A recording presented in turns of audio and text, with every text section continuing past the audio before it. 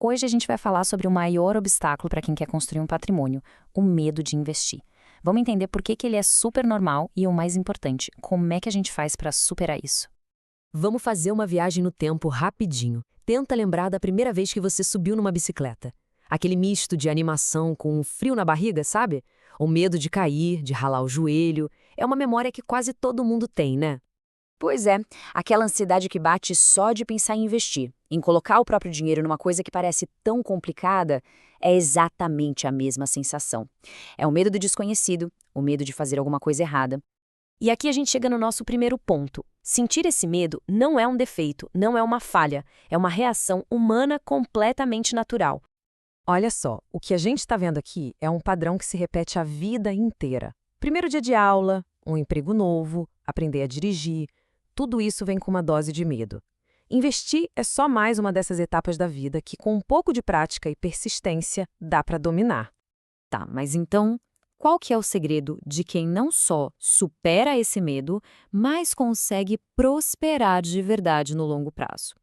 A resposta, olha, é surpreendentemente simples. Vamos olhar para um caso real, uma história incrível. Luiz Barsi.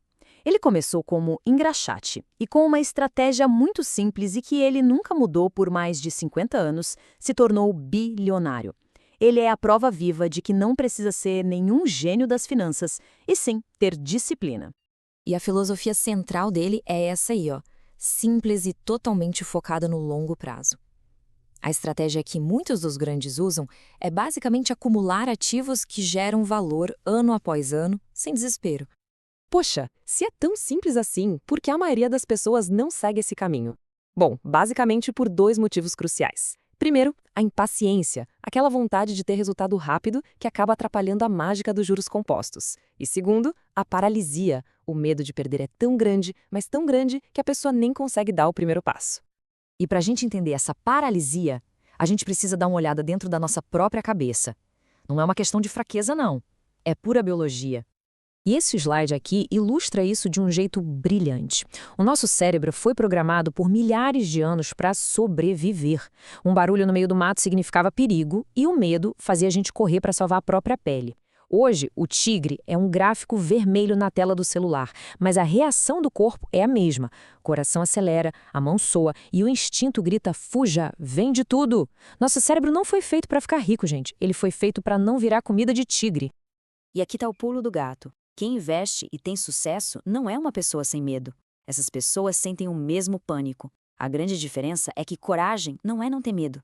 É a capacidade de agir com a razão, apesar do medo. Agora vamos para um exemplo real para ver como isso tudo funciona na prática. Vamos voltar para um dos momentos mais assustadores da história financeira recente. Em 2008, o mercado global simplesmente desabou. O S&P 500, que é um dos principais termômetros do mundo, caiu quase 50%. Imagina só, ver metade do patrimônio de uma vida inteira sumir em poucos meses. O pânico era absoluto. Naquele momento, dois caminhos se apresentaram. De um lado, o investidor medroso, que cedeu àquele pânico ancestral. Ele vendeu tudo lá no fundo do poço para salvar o que restava e, com isso, ele travou o prejuízo para sempre. Mas, do outro lado, tinha um investidor persistente. Ele sentiu o mesmo medo, claro, mas ele se lembrou do porquê estava investindo.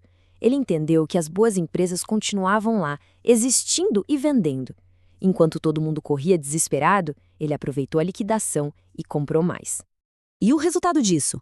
Nos 10 anos seguintes, o mercado não só se recuperou, como atingiu recordes históricos. Quem aguentou firme no meio do caos não só recuperou o dinheiro, como construiu uma fortuna capaz de mudar a própria vida e a da sua família. Isso mostra pra gente que o verdadeiro superpoder no mundo dos investimentos não é ser um gênio, mas sim algo que qualquer um de nós pode desenvolver.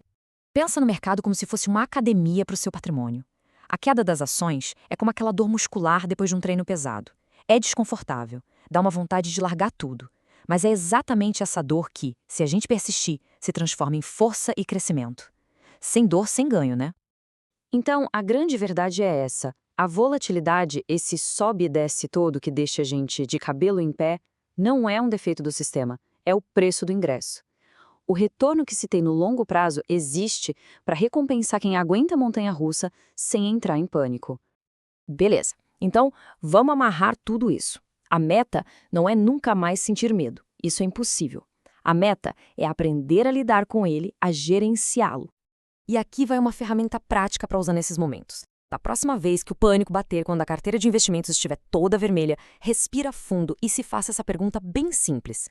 A empresa em que eu investi piorou de verdade ou é só o gráfico que está vermelho? Se a lógica do seu investimento continua a mesma, então o segredo é persistir. E para a gente fechar, fica essa reflexão. O risco de verdade não é uma queda de 10% no mercado. O risco real, de verdade mesmo, é olhar para trás daqui a 30 anos e perceber que o medo de perder um pouquinho custou a chance de ganhar tudo. O sucesso, no fim das contas, pertence a quem persiste.